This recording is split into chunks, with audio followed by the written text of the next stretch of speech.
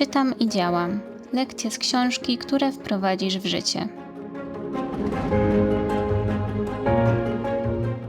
Ile razy zdarzyło Ci się martwić godzinami, a potem odkryć, że wszystko skończyło się dobrze? Ile razy Twoje myśli tworzyły scenariusze, które nigdy nie miały miejsca? Pamiętam, jak kiedyś nie mogłam zasnąć, bo w głowie układałam najgorsze możliwe scenariusze, a następnego dnia okazywało się, że 90% moich lęków w ogóle nie miało sensu. Większość zmartwień, które trują nasze życie, nigdy się nie spełnia, a mimo to pozwalamy im odbierać spokój, zdrowie i radość. A teraz wyobraź sobie, jak mogłoby wyglądać Twoje życie, gdyby nagle odciąć te wszystkie niepotrzebne zmartwienia? Ile czasu, energii i sił by Ci zostało na rzeczy, które naprawdę się liczą? W tym odcinku poznasz 8 kroków do spokojniejszego życia. To nie są teorie oderwane od rzeczywistości, ale sprawdzone metody, które pomogły tysiącom ludzi na całym świecie i które sama testowałam w codziennych sytuacjach. Usłyszysz proste zasady, inspirujące przykłady i historie, które pokazują, że każdy może nauczyć się żyć z mniejszym lękiem i większą wolnością. Zamiast tkwić w błędnym kole martwienia się, nauczysz się, jak wziąć oddech,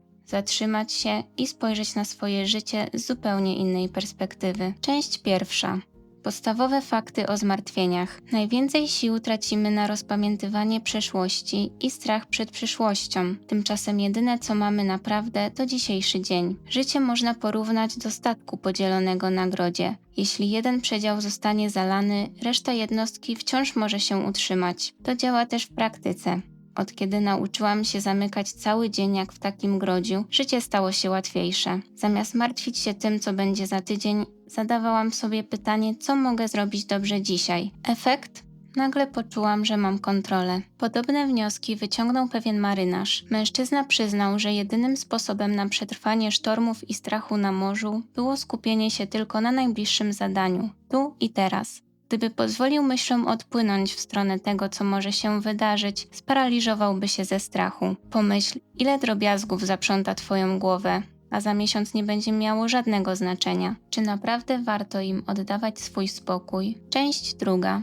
Podstawowe techniki analizy zmartwień. Zmartwienia są jak mgła. Może spowić całe miasto, a jednak powstaje zaledwie z kilku litrów wody. Tak samo nasze lęki. Wydają się ogromne, ale w rzeczywistości to mieszanina kilku faktów i mnóstwa domysłów. Najpierw trzeba rozproszyć tę mgłę, zebrać fakty, spisać je, przeanalizować, a potem podjąć decyzję. Gdy pewien przedsiębiorca spisał swoje finanse na papierze, okazało się, że sytuacja wygląda zupełnie inaczej niż w jego głowie. Nie było już miejsca na panikę. Był plan. Przekonałam się o tym na własnej skórze, gdy spisałam na kartce wszystkie rzeczy, które mnie stresowały. Zamiast chaosu w głowie miałam listę faktów. Okazało się, że połowa moich obaw była tylko wyobraźnią. Jeszcze mocniej pokazuje to przykład pewnego lekarza. Przyjmował pacjentów, którzy byli przekonani, że mają poważne choroby. Ich wyobraźnia podsuwała im najgorsze scenariusze. Rak, choroby serca, tragedia za rogiem. Tymczasem badania pokazywały coś zupełnie innego.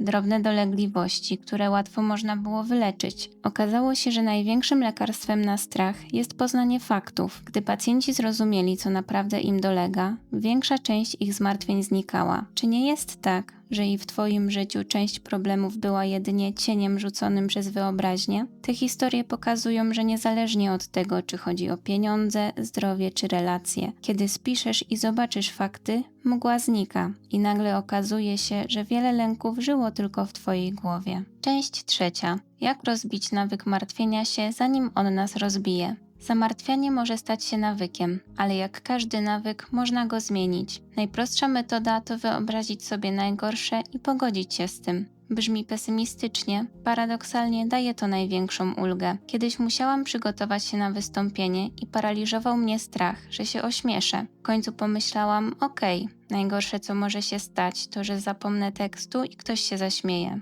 Świat się nie zawali i nagle poczułam spokój.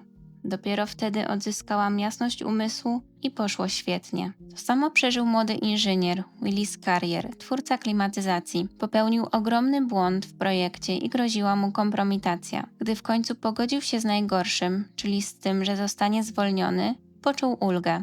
Dopiero wtedy mógł znaleźć rozwiązanie, które ograniczyło straty. Zaakceptowanie najgorszego to jak zdjęcie z ramion ciężkiego plecaka. Nagle idzie się lżej, bo najczęściej to, co nas niszczy, to nierealne wydarzenia, ale strach przed nimi. Gdy ten strach osłabnie, zyskujemy przestrzeń, by działać. Część 4. 7 sposobów na rozwijanie postawy przynoszącej spokój i szczęście. Szczęście nie zależy od warunków zewnętrznych, ale od naszego nastawienia. Jednym ze sposobów jest wdzięczność. Zamiast liczyć problemy, licz błogosławieństwa. Ja sama praktykuję tę zasadę. Każdego wieczoru wymieniam 3 rzeczy, za które jestem wdzięczna i to zmienia perspektywę, nawet jeśli dzień był trudny. Inna ważna zasada to odpuszczanie drobiazgów. Ile razy gniewamy się o coś, co jutro nie będzie miało żadnego znaczenia. Kiedyś kłóciłam się z koleżanką o błahostkę. Efekt? Nie odzywałyśmy się do siebie przez parę dni, a nawet nie pamiętam, o co się pokłóciłyśmy. Dziś staram się pytać, czy to naprawdę będzie ważne za tydzień. Warto też wspomnieć o nienawiści i zemście. Jest to trucizna, którą pijesz sam, licząc, że zaszkodzi komuś innemu. Prawdziwy spokój przychodzi dopiero wtedy, gdy nauczymy się przebaczać. Jedna z kobiet, która pisała o swoich doświadczeniach, przyznała, że przez lata żyła w gniewie i poczuciu krzywdy. Dopiero gdy nauczyła się przebaczać, odzyskała zdrowie i energię. Jej życie się zmieniło nie dlatego, że zmieniły się okoliczności, ale dlatego, że zmieniło się jej nastawienie. Najważniejsze jednak jest współpracować z tym, czego zmienić się nie da. Akceptacja nie oznacza rezygnacji, oznacza wybór wolności zamiast walki z tym, co nieuniknione. Jeśli te treści są dla Ciebie pomocne, kliknij subskrypcję i zostaw lajka. Część 5. Perfekcyjny sposób na zwycięstwo nad zmartwieniami. Najpewniejszym lekarstwem na zmartwienia jest zajęcie się czymś pożytecznym. Bezczynność karmi strach, a aktywność go rozprasza. Doświadczyłam tego, gdy w trudnym momencie życia rzuciłam się w wir zajęć. Martwienie się ustąpiło, bo nie miałam na nie przestrzeni. Głowa była zajęta działaniem. I to nie tylko moje doświadczenie. Pewna kobieta po śmierci ukochanego zamknęła się w domu. Jej życie straciło sens. Dopiero gdy zaczęła pracować jako wolontariuszka w szpitalu, jej własny ból się zmniejszył. Oddając czas innym, odzyskała radość i równowagę. Podobną historię opowiedział lekarz, który poświęcił się pracy charytatywnej. Przyznał, że dzięki pomaganiu innym pacjentom sam zapomniał o swoich troskach. To właśnie siła działania pomaga zapomnieć o strachu, który karmi się bezczynnością. Może i w Twoim życiu jest coś, co od dawna chciałeś zrobić. Kurs, hobby, wolontariat. Ale odkładałeś to z powodu stresu i braku czasu. Być może właśnie tam znajdziesz lekarstwo na własne zmartwienia. Część 6.